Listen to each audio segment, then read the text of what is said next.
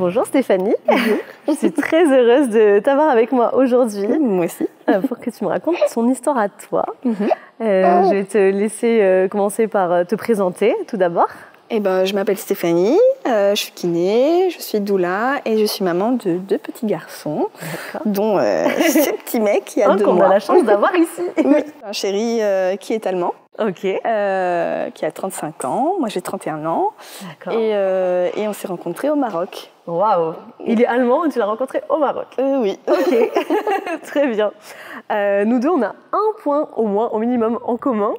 C'est le fait d'avoir vécu un effet papillon qui a complètement changé le cours de nos vies, de ce que j'ai compris, en tout cas pour toi. Donc, si tu veux déjà commencer par nous expliquer, pour toi, quel a été le tournant dans ta vie. C'est en 2018, j'ai vécu un IVG et une rupture douloureuse.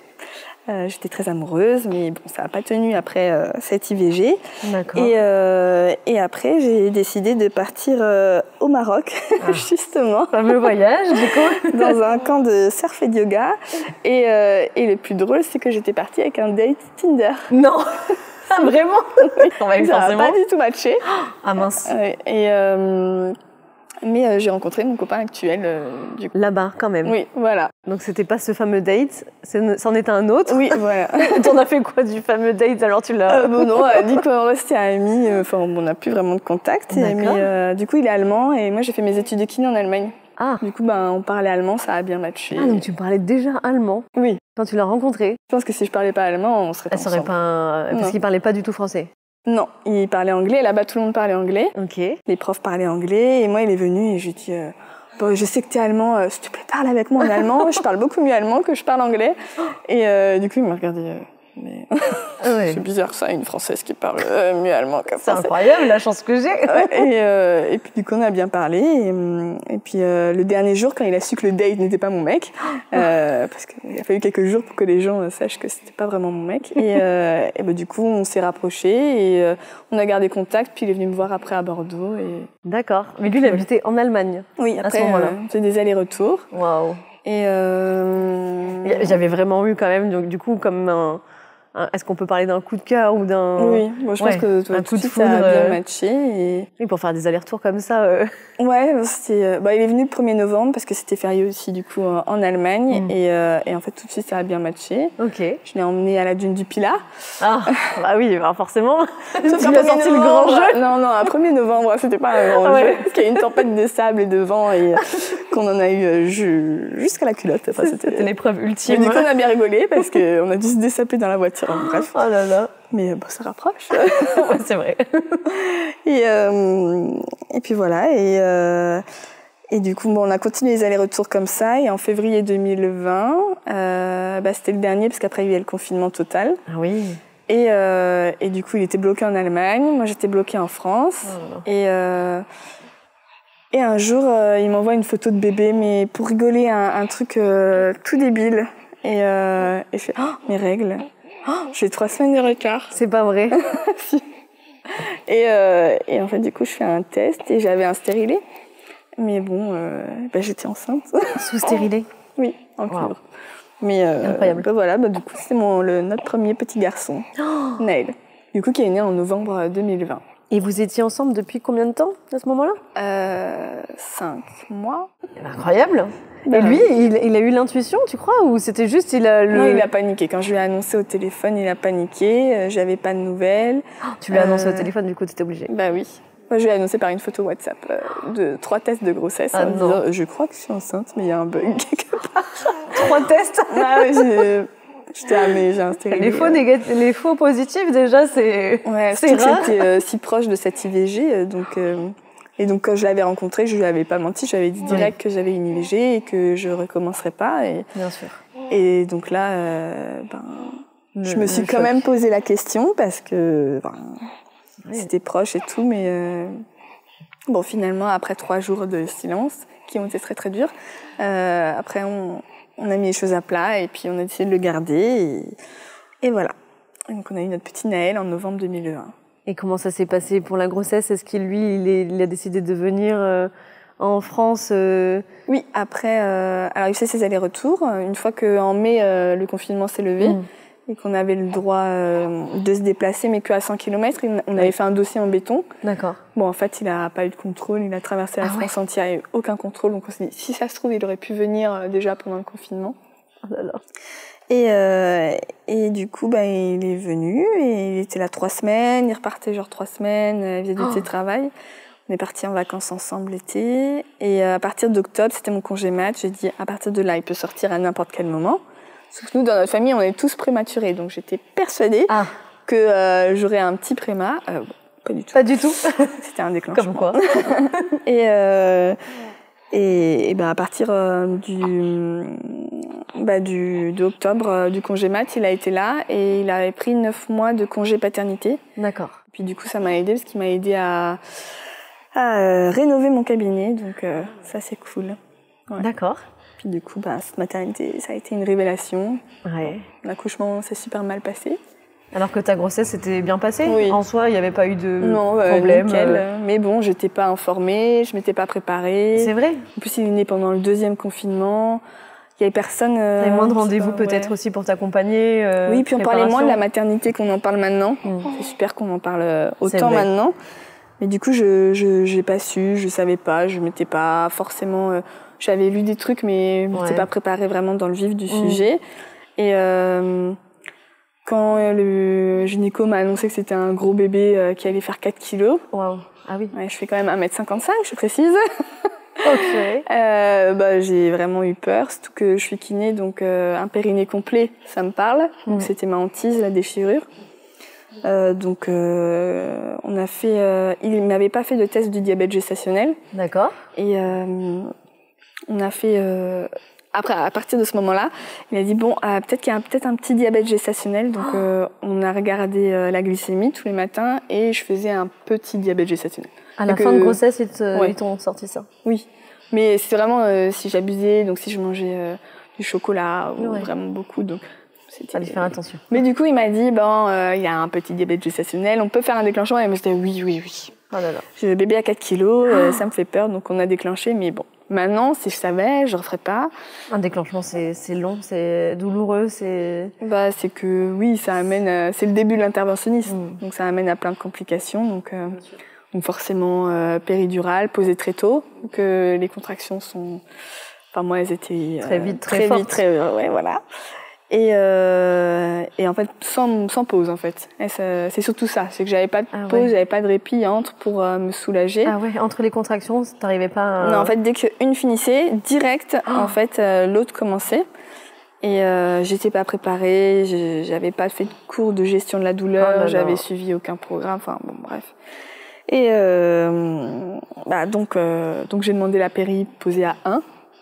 J'étais dilatée à 1, donc tout de suite c'est très tôt. Ils m'ont dit, alors que maintenant je sais que quand il y a la péri, je peux quand même un peu bouger. Ils m'ont dit, vous avez la péri, vous bougez pas.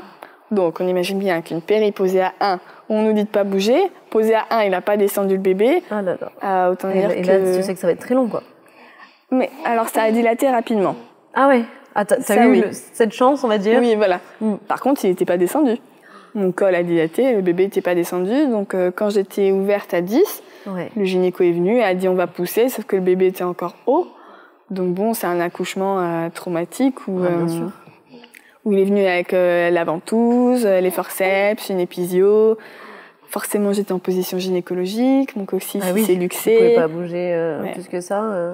Donc voilà, et puis l'épisio, je l'ai très mal vécu. Après, elle m'a fait mal, forcément. Puis je m'y attendais pas, et surtout, ce que je m'y attendais pas, c'était la constipation postpartum. Ah ouais, non mais tu rigoles, mais c'est vrai qu'il faut en parler. On te dit pas tout ça, tu vois, quand t'es mal renseigné sur les sujets. Donc avec la péri, j'ai fait une rétention urinaire, je ressentais plus l'envie de faire caca ou je ressentais plus l'envie de faire pipi.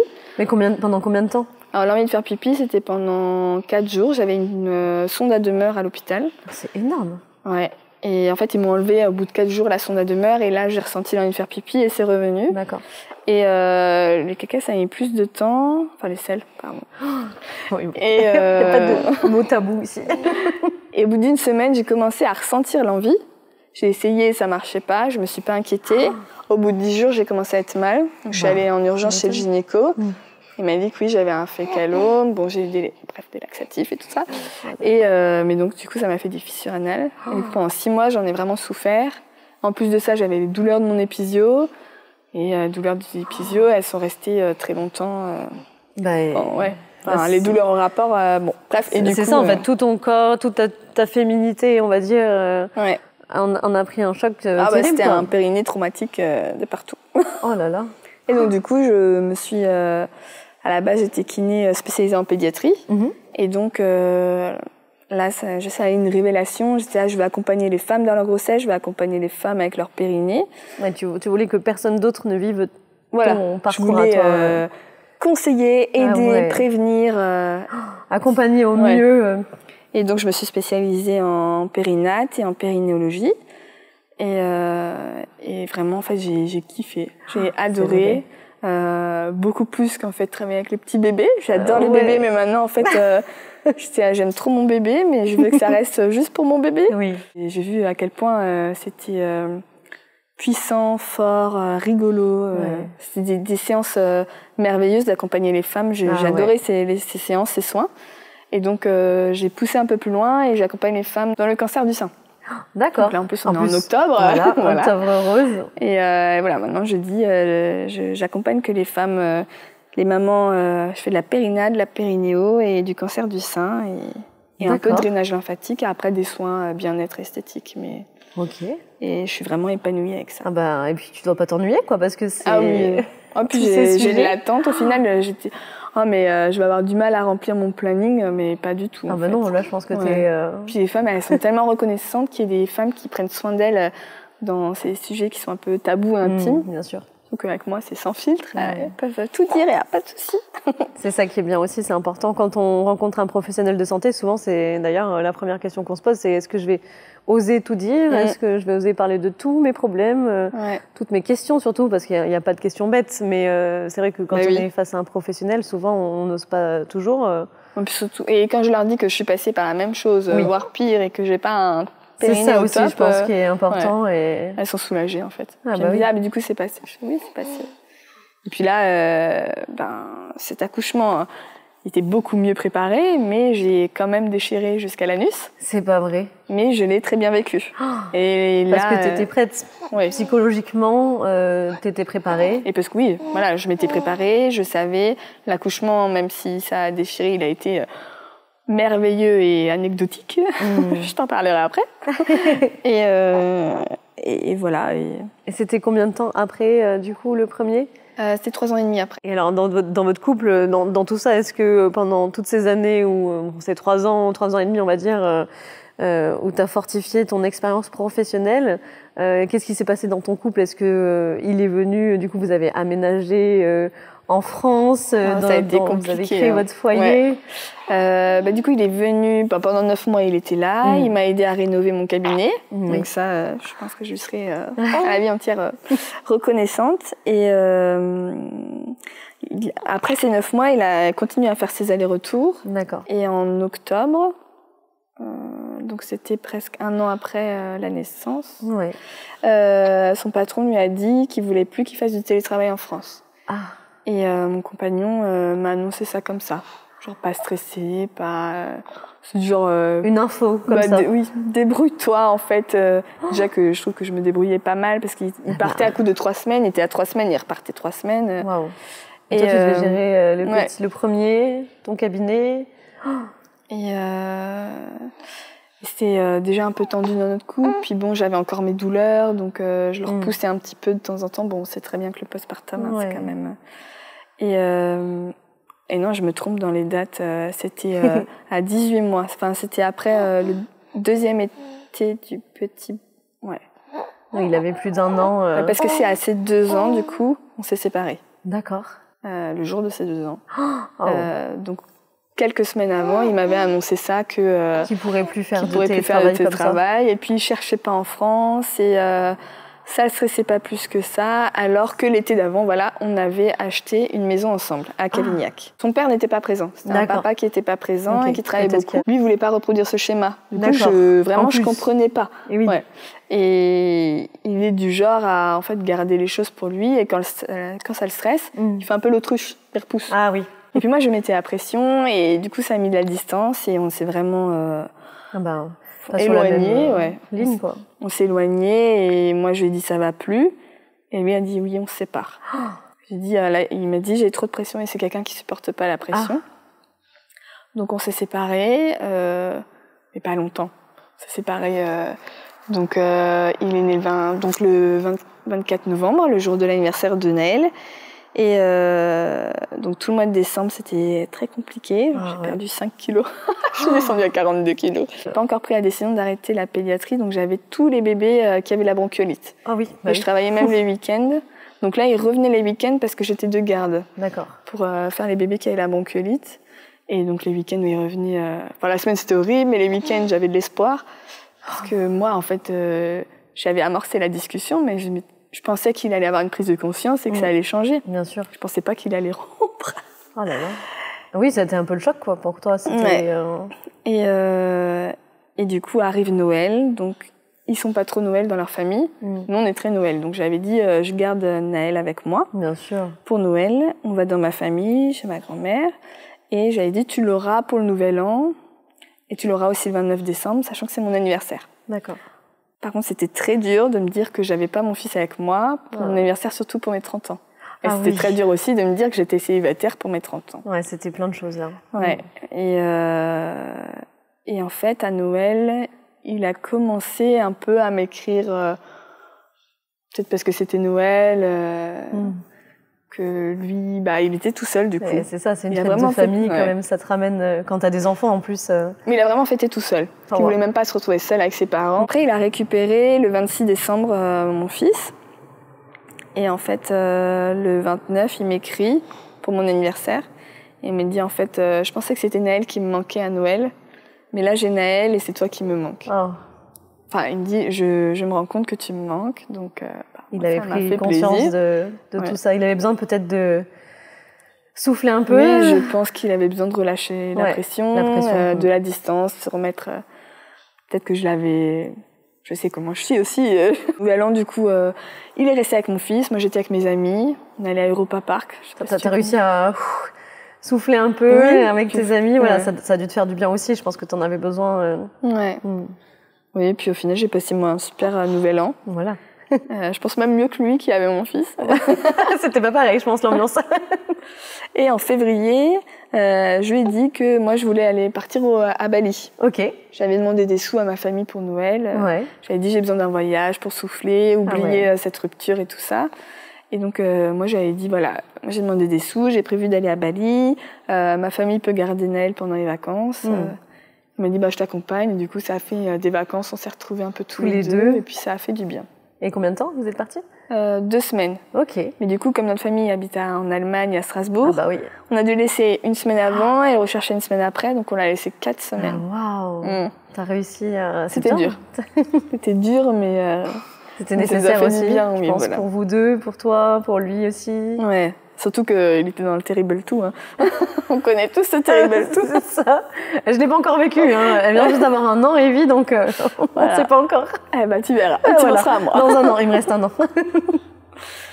Ouais. Et alors, donc, ce voyage, ça vous a resolidifié, ça vous a ramené un petit peu à votre oui, ça a fait du bien de se retrouver tous les deux, Okay. Peut-être pas ramener au début l'histoire d'amour parce qu'entre-temps, on a un enfant et il s'est passé trop de choses, mais en tout cas, ça a fait du bien et puis on a eu cette sensation de liberté, je pense qu'on n'a jamais connue en fait. Voilà. Parce que on faisait les allers-retours, on a eu notre enfant tout de suite et là, on a fait des vacances. Vous êtes presque trouvés en fait, plus que retrouvés. Ouais, et donc c'était chouette. C'était chouette. Vous êtes revenus avec des nouveaux objectifs. Est-ce que vous vous êtes dit, bon, allez, on repart sur des bases plus solides, plus... Ouais, après, on a mis les choses à plat et depuis, il n'y a jamais de grosses crises existentielles. Et qu'est-ce qui s'est passé pour lui Est-ce qu'il a fait des choix, professionnellement parlant Il a parlé avec son boulot. Il a continué à faire du télétravail. D'accord. Et son boulot a été plus souple. Je crois qu'il leur a dit je peux pas continuer comme ça.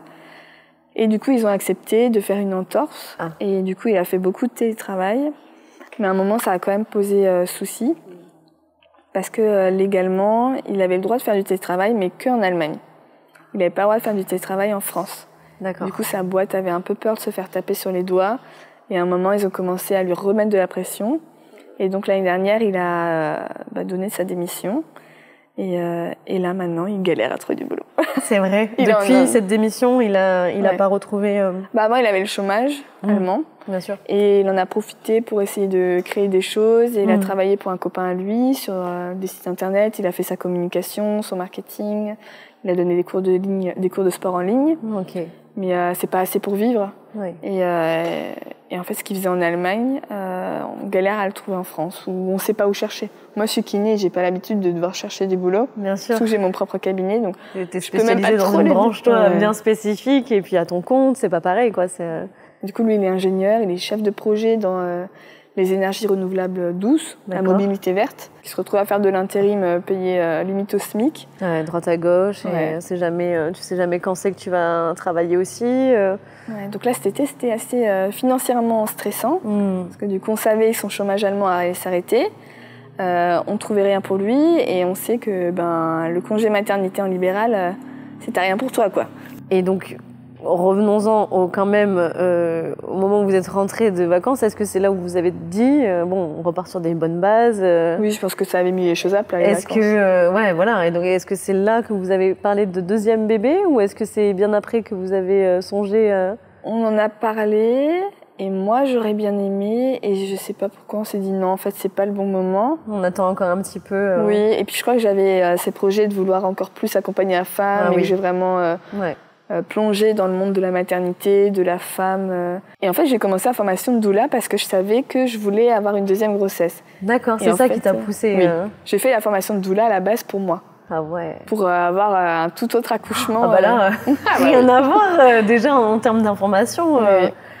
Déjà de se faire accompagner par une doula, c'est quelque chose, mais de le devenir, c'est quand même... Oui. Là, t'avais toutes les clés en main. Oui.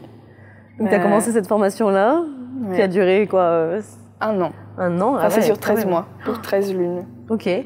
Du coup, on aborde vraiment plein de sujets, et je pense que j'étais vraiment bien préparée en tant que kiné périnate et doula. Et du coup, c'est comme ça que je me suis filmée en train de faire mes petits mouvements et me préparer, et puis ça a bien pris sur Instagram. Génial. Oui, c'est vrai que ça marche très bien. Oui, puis là, je viens de sortir mon programme. Cool. Oui, j'ai vu ça, j'ai suivi. Non, c'est super, franchement. Ouais. Et donc, deuxième grossesse, quand elle est arrivée, t'es tombée enceinte facilement après 2 mois après, mais disons que le premier mois où on s'était dit, on a fait l'amour qu'une fois. Oui. Donc vraiment, ça aurait été une chance. Et moi, je pense que je suis très fertile, du coup. Grossesse qui s'est bien passée aussi, tout va bien avec le bébé, sauf que j'avais trop de liquide amniotique. D'accord. On était à la limite d'un hydramnios, on était en excès de liquide amniotique. Ah ouais. Donc il y a eu un moment où j'ai un peu stressé parce que ça pouvait être le signe d'une anomalie du fœtus. Ok. Mais en fait, on a fait des examens poussés avec mon gynéco, puis des examens poussés au CHU. Puis bon, il n'y avait rien.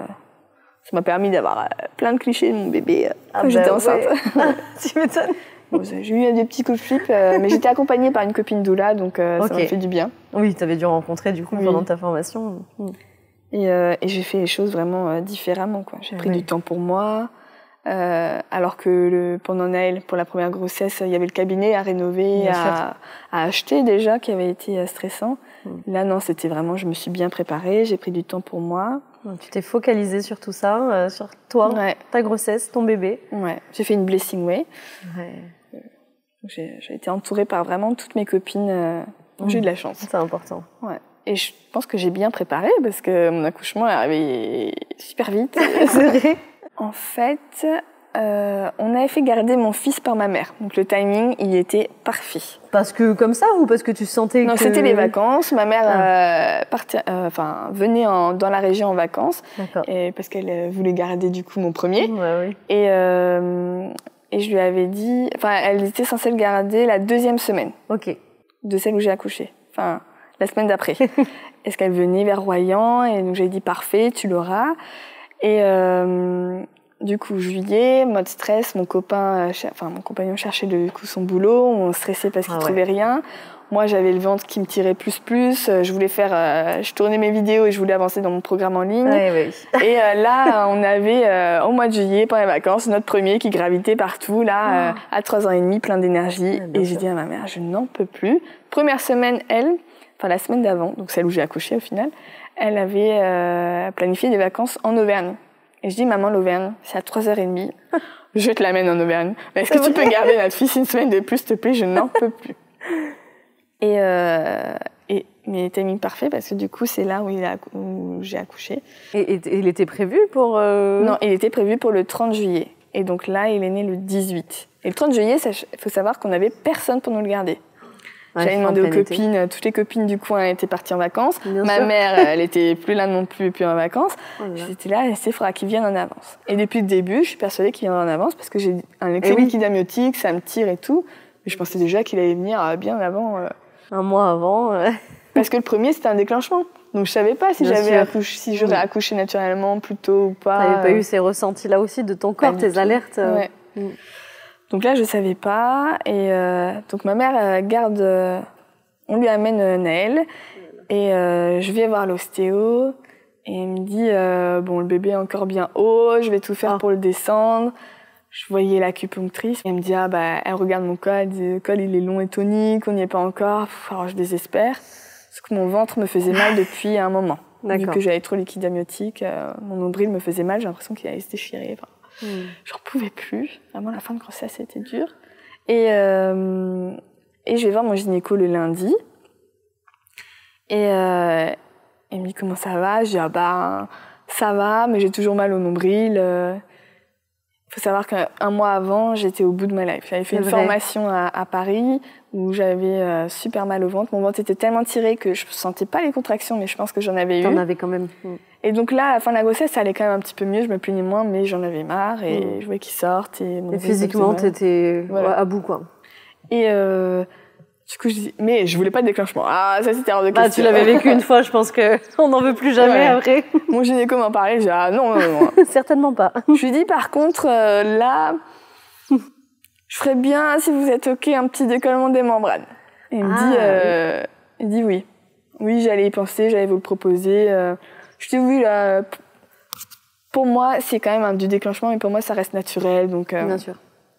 Et parce que je bougeais, j'avais quand même fait beaucoup de choses pour qu'il sorte, au moins qu'il descende. Et donc il me fait un petit déclenchement, un petit décollement des membranes. Et là il me dit le col il est long et tonique. Du coup j'étais ça m'a pas trop aidé. Et le lendemain, je perds mon bouchon muqueux. Ah.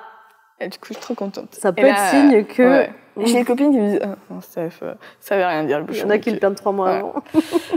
Donc, je ne m'inquiète pas plus que ça. Je danse.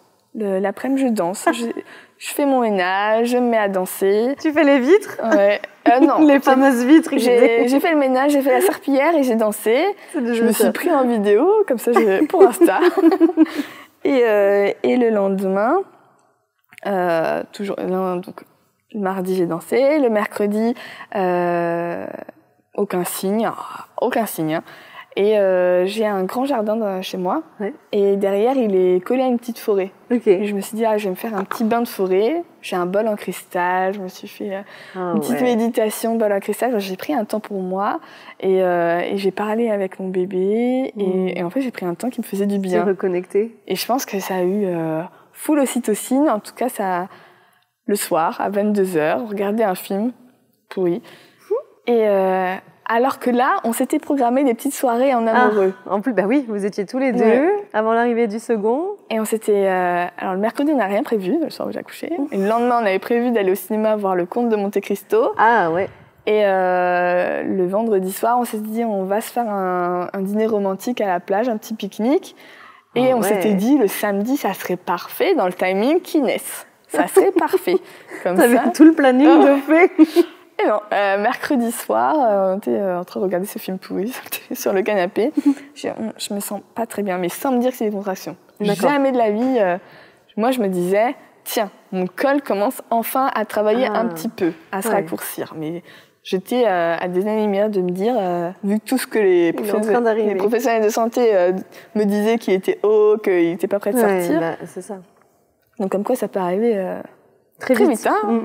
C'est vrai. Et j'avais mal dans le pubis, surtout moi, vu que le premier c'était des contractions, enfin le premier c'était un déclenchement, donc des contractions naturelles, je sais pas ce que c'est, et surtout que j'ai eu la péridurale très rapidement. Donc voilà, t'as pas eu le ressenti, ton corps il avait pas la mémoire de tout ça. Donc pour moi, le gynéco, ma mère, tout le monde me disait des contractions, t'as mal au ventre et le ventre se durcit.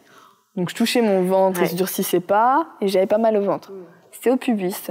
Du coup j'ai dit bon bah c'est mon col qui travaille, mon bassin qui s'adapte. Je m'inquiète pas plus que ça. Mais j'avais envie d'avoir des nouvelles de mon fils. Mais il était 22h. Et du coup, moi, j'appelle ma mère, mais je savais qu'elle serait devant la télé ou elle aurait pas son téléphone. Et du coup, j'appelle mon petit frère qui a 13 ans et qui était en vacances avec eux. Tout petit frère. Oui, on a 18 ans d'écart. Et lui, je savais que lui, il est du coup 13 ans, il est sur les jeux vidéo. Donc je lui envoie un message, je fais tu peux dire à maman de m'appeler, je crois que j'ai des contractions. Mais je pensais pas que j'avais des contractions. Oui. Je lui disais ça pour qu'elle m'appelle. Du coup, elle m'appelle. Bah oui, tu m'étonnes qu'elle t'appelle. Alors, t'as des contractions? Non, en fait, c'était pas que tu m'appelles. Comment il va, Naël? Je sais pas, je me sens pas très bien. Tu te sens pas très bien? Je dis non, mais maman, c'est pas des contractions. J'ai mal dans le pubis, ça me fait ouais, non. Non, ma mère qui croit tout savoir. Enfin, elle est du genre mais non, c'est pas ça. Et elle me dit non, Steph, t'aurais mal au ventre, ton ventre il se durcit, c'est ça les contractions. Et c'est ce que j'ai entendu, ce que mon gynéco m'a dit. C'est ce que tout le monde dit, mais moi j'ai pas eu ça, tu vois. Et pourtant j'avais des contractions aussi. Oui, mais donc, je pensais pas. Bah oui. Et après, je dis à la fin, quand même, n'empêche maman quand même, je me demande si ça en est pas, parce que quand même, ça va, ça vient, ça va, ça vient. Et ça ressemble à toutes les 5 minutes, quoi. On a quand même resté un petit temps au téléphone, je voulais des nouvelles de mon fils, donc et un petit peu repose-toi et tu vois. Bon, bref, on raccroche. Et là, je sors des toilettes parce que j'étais allée aux toilettes vu que je me sentais pas bien. Je me demande, j'avais mal au ventre. Enfin, tu sais, comme si t'as l'impression d'être un peu en diarrhée. Tu sais pas trop. Enfin, oui, je vois très bien. Ouais. Mais sauf qu'on était en fin de grossesse, j'avais beaucoup... mon transit était très bien. Du coup, je pensais que c'était ça, en fait. Et après ça, j'étais allée aux toilettes. Et je sors et je dis à mon copain, j'ai un petit doute quand même, mais je veux pas qu'on parte avec la maison en bazar. Range la maison et je vais prendre une douche. Je vais prendre ma douche, j'étais pas très bien. Et toujours, ça part, ça vient. Je regarde pas l'heure. Ah ouais, t'as pas ce truc-là de regarder l'heure? Mais parce que j'étais encore dans le doute. Enfin si, j'ai regardé l'heure, mais j'ai pas regardé à combien ils étaient la fréquence, quoi. Je sors de la douche et j'appelle ma doula, qui est une copine, enfin, je l'adore. Marie-Laure, si un jour t'écoutes, tu regardes, je t'aime. Voilà, tu me fais un coucou. Et je l'appelle et je dis... Et elle me dit, Steph, ça va? Que de tout notre accompagnement, j'étais pas du genre à lui téléphoner, à lui faire des vocales. Elle me disait tout le temps, Steph, si t'as besoin de déposer, je suis là, même en dehors de nos séances d'accompagnement, je suis là pour toi. C'est même elle qui venait aux infos, comment ça va? Et là, elle me dit, Steph, ça va? Tu m'appelles à 22h30? Ouais, c'est bizarre. Et je lui dis, écoute, je me demande si j'ai pas des contractions. On parle, elle me demande pourquoi. Et à un moment, je dis, tu vois, là, depuis qu'on s'est au téléphone, j'en ai déjà eu 2. Donc, elles sont à peu près espacées de 5 minutes. Elle me dit, ah non, elles sont pas espacées de 5 minutes, ça fait 3 minutes qu'on est au téléphone. Oh là là. Et j'en ai déjà eu 2. Et elle me dit, appelle ta maternité quand même. Ah. T'étais à combien de temps de la mater? J'étais à 20-25 minutes. Ok, bon, pas trop loin. Ouais. Sachant que c'est pas la maternité de notre secteur. C'est-à-dire que si les pompiers viennent, ils m'emmènent à une autre. Donc, je voulais pas ça. D'accord. Et j'appelle la maternité et qui me dit « Ah si, c'est des contractions, madame ». Donc là, j'avais mis une application que ça y est. Marie-Laure m'avait envoyée. Et donc, elles étaient espacées de toutes les 3 minutes. Toutes les 3 minutes et elle durait 40 secondes. Non, elle durait 30 secondes. Et j'appelle la maternité, elle me dit « Ah si, vous avez des contractions ». Je fais « Mais Mais ça va, je me sens bien. Oui, je dis mais elles me font pas mal plus que ça. Et puis j'ai pas mal au ventre. Elle me dit non, c'est qu'il est déjà engagé dans votre bassin. Ah d'accord. Dit comme ça déjà. Je dis putain, tout le monde me dit qu'il est haut, que mon col est tonique, et lui il est déjà engagé dans le bassin. J'ai pas eu l'étape, j'ai mal au ventre. Incroyable.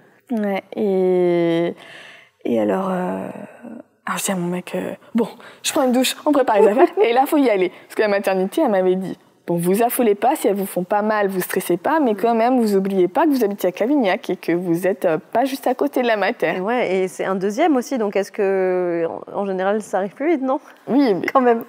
Mais bon, moi, j'étais pas du tout stressée. Je prends ma douche, et là, je perds, en sortant, la poche des os. Ah. Il faut savoir que du coup, j'avais mon liquide amniotique en excès. Ah oui. Et donc, on a ri. Vous voyez, les chutes d'eau. Moi, c'était vraiment ça. Dans les films, c'est tout gentillé quand ouais. Donc, on a rigolé. En plus, je me mettais à quatre pattes parce que debout, c'était trop fort le jet.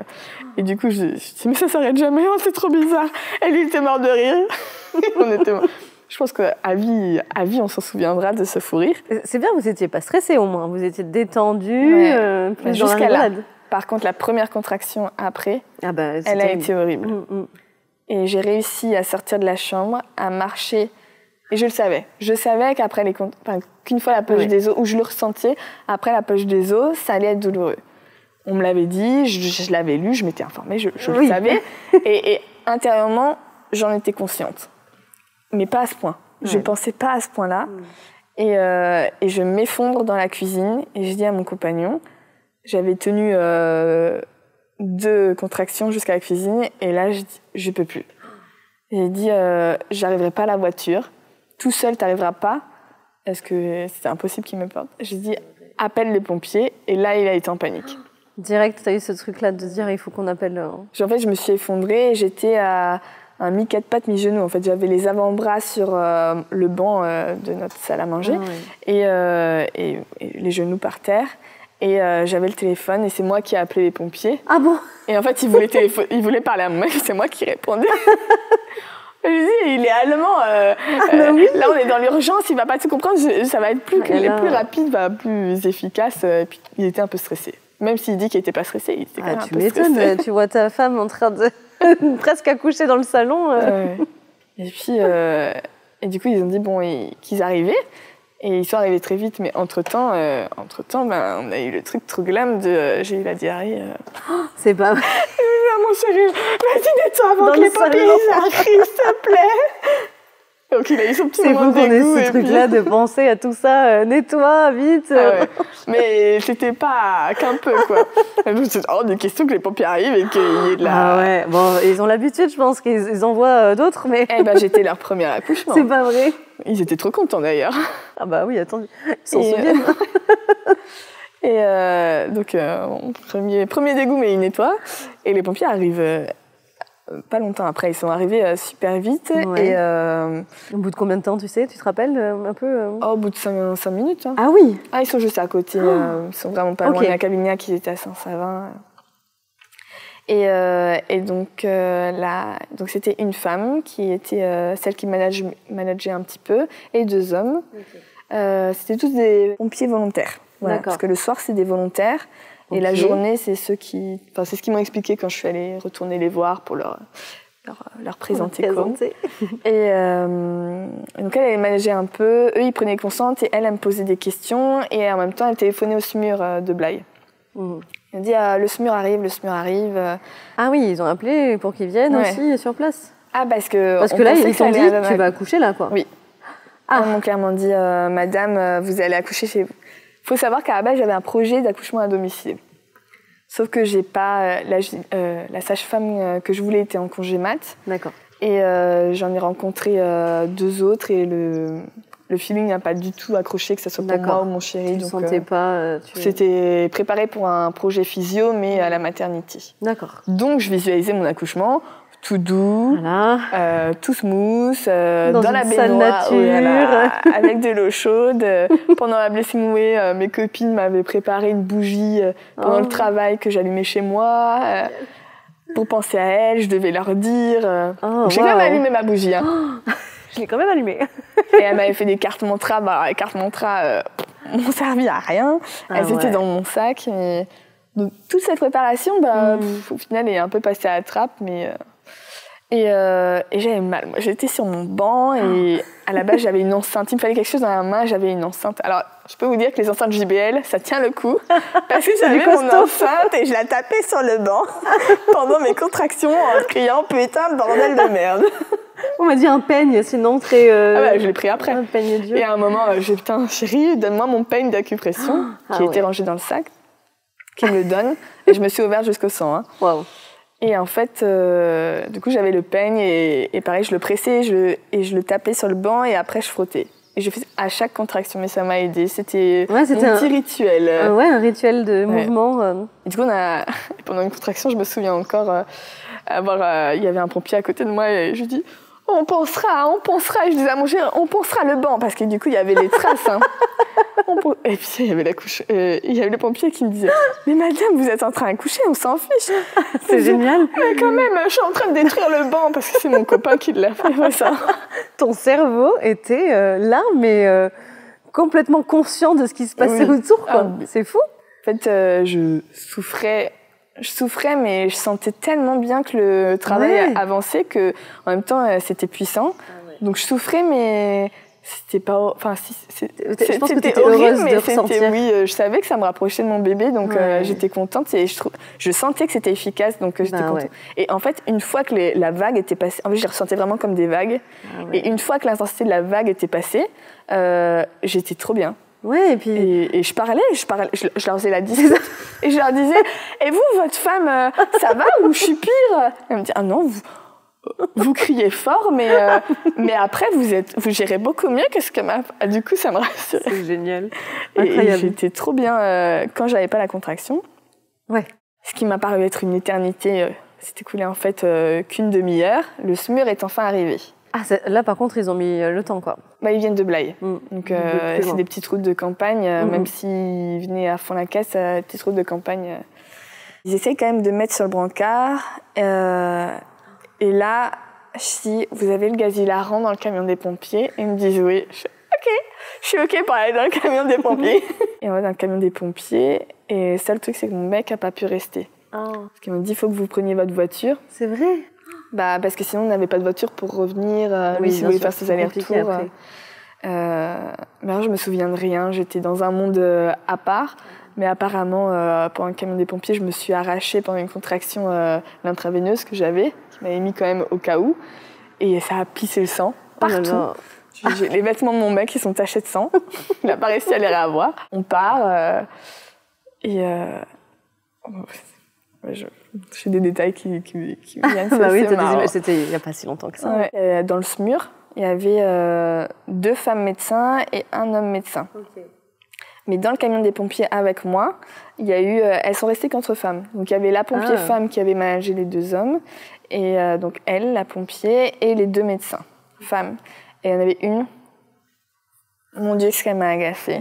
C'est vrai. Ouais. Elle me paraissait en plus un petit peu idiote. Elle m'énervait. Je sais pas comment expliquer. Contre elle. Et une autre, c'était un ange. Donc heureusement que c'est elle. Je pense qu'elle a bien dû ressentir. Parce que ça m'énervait. Elle me disait des trucs. C'était pas le moment là. Et puis je disais mais je sais ça, mais pas besoin de me le dire. Enfin, non. Et alors que l'autre, ça a été mon ange. Et je me rappelle que pendant une contraction, elle me dit je vois sa tête, il y a des cheveux. Et du coup, toujours bien entre les contractions, je dis je sais, on les a vus pendant l'échographie. Et puis ça, Steph, t'es en train d'accoucher quand même. Et après, un moment, je lui prends sa main, je fais franchement, je suis contente que vous soyez là, je vous aime. Elle me dit pourtant d'habitude, on me dit que j'ai un sale caractère, ça a du mal à passer avec tout le monde. Je fais mais justement, j'adore les gens qui ont du sale caractère. Moi-même, j'ai un sale caractère. Et donc là, elle me dit je vois la tête, et je dis je sais, je sens, et je pousse, il sort. Et je repousse, je sens que les épaules passent, et après je pousse et je sens un truc long, donc je savais que c'était le reste du corps, et alors 3 poussées, il était sorti. Dans le camion? Dans le camion. Du coup, il s'était arrêté sur l'aire d'autoroute, sur l'autoroute A10. Ah ouais? Voilà, ouais. Ah, vous vous êtes arrêtés et... Quand ils, oui, là, ils ont bien vu que ça ne tiendrait pas. Et en fait, les secousses, même moi, je disais arrêtez, stop les secousses. Ça te faisait trop mal. Ouais, coup sur une aire d'autoroute. Et du coup, ils ont appelé mon chéri. Qui lui était en voiture juste derrière, un peu plus loin peut-être. Ouais, parce que donc ils lui ont dit de continuer à la maternité. Ah ouais. Mais il a pleuré parce qu'il n'était pas là. Il a pleuré de fierté que j'accouche comme ça, mais aussi de pas être là, quoi. La fierté donc, que tu sois seule à accoucher d'un petit bébé là. Donc après on est arrivé à la maternité, il m'attendait. Mais bon. Il a pu le voir de suite ou pas? Parce que du coup, toi t'es arrivée, ils t'ont mis en chambre. Nous on est allé dans la salle parce que le placenta n'était pas sorti encore. Voilà. Donc on est allé en salle d'accouchement quand même. D'accord. Et pour finir un peu le job. Parce que le placenta ne sortait pas tout seul. Okay. Donc eux, ils ont essayé de le sortir. Ouais. Et il ne sortait pas. Et donc ils me disaient, on va mettre une rachis-anesthésie. Et je dis, non, je veux pas. Je n'ai pas tout fait, tout le travail pour finir avec une rachis-anesthésie. Et elle me disait, si, parce que là, il faut qu'il sorte maintenant. Et je dis, mais non, mais je crois qu'on a du temps pour que le placenta il sorte. Il y a 2 heures. Elle me dit, mais vous êtes complètement folle, il n'y a pas 2 heures, il faut qu'il sorte maintenant. Alors, j'étais étonnée. Ça m'ont stressée alors que j'étais sûre. Moi, j'étais bien en fait. J'étais stone, j'avais mon bébé contre moi. Bien sûr. Le seul truc qui m'avait saoulée, c'est que je savais que j'avais déchiré un petit peu. Et moi, je pensais un peu. C'est vrai. T'avais senti ou on t'avait dit peut-être J'avais senti que c'était chaud. D'accord. Comme du liquide qui coulait. Ouais. Et ayant eu une épisio, donc il y a une cicatrice, donc je sais que les tissus sont plus fragiles.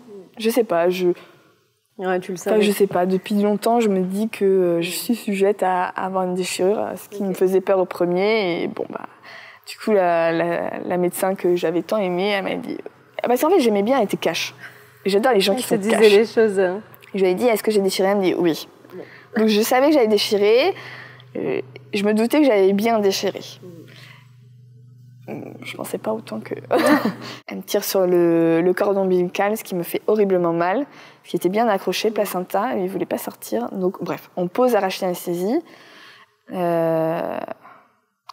avec une équipe vraiment que j'ai trouvé une équipe pas du tout maternante et pas du tout aux petits soins. Une équipe stressée, qui stresse sa maman, une équipe...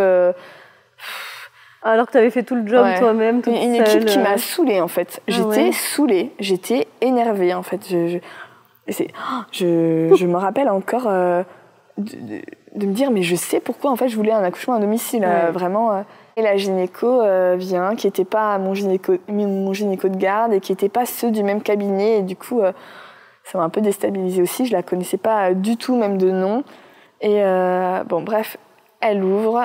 Elle regarde et enfin, pour une fois, j'avais plus mal au sacrum, donc je peux me mettre sur le dos. Ouais. Et là, elle me dit vous avez bien fait de faire votre rachis-anesthésie, n'ayez aucun regret, vous avez un périnée complet. Donc, c'est-à-dire déchirure jusqu'à l'anus. Et elle me dit, mais stressez pas, c'est un périnée complet, mais pas compliqué. Donc, elle me dit, le sphincter anal externe, il est touché, mais pas le sphincter anal interne. Oh là là. Donc, j'ai pas les grosses complications qui peuvent aller par la suite et j'ai moins de risque d'avoir d'incontinence ou tout ça. Donc, elle a quand même, avec ses propos, elle m'a rassurée un petit peu. Et je vois qu'elle a pris le temps, du coup, de faire correctement la suture et tout. Donc, en fait, j'ai pas trop stressé et j'ai super bien vécu. Et en fait, à la maternité, j'ai réussi à... J'ai pas revécu, en fait, les complications que j'ai eues au premier. Les traumas que t'avais eu la première fois. J'ai pas eu de rétention urinaire, enfin... J'ai dû avoir... quelques heures peut-être. Une sonde, elle est venue me faire... elle m'a posé la sonde une fois, mais c'est pas une sonde à demeure, donc ça allait. Le soir même, j'ai réussi à refaire pipi correctement. Et les selles...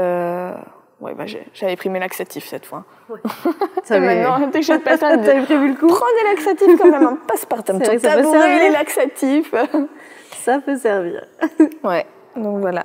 Et j'ai réussi, même si cette équipe n'était pas cool, j'ai tellement insisté, j'aurais dit, mon accouchement s'est pas du tout passé comme prévu, laissez-moi au moins faire mon empreinte placentaire. Ah. Et en fait, elles ont essayé. Ouais. Et en fait, elles m'ont gâché des feuilles, elles m'ont gâché le sang. Et du coup, moi, j'ai fait stop, laissez-moi la faire. En fait, moi, je sais faire. Du coup, je l'ai fait. Donc, j'ai mon empreinte placentaire super belle avec l'encre que j'ai fait moi-même, mais j'en ai pas avec le sang. Donc.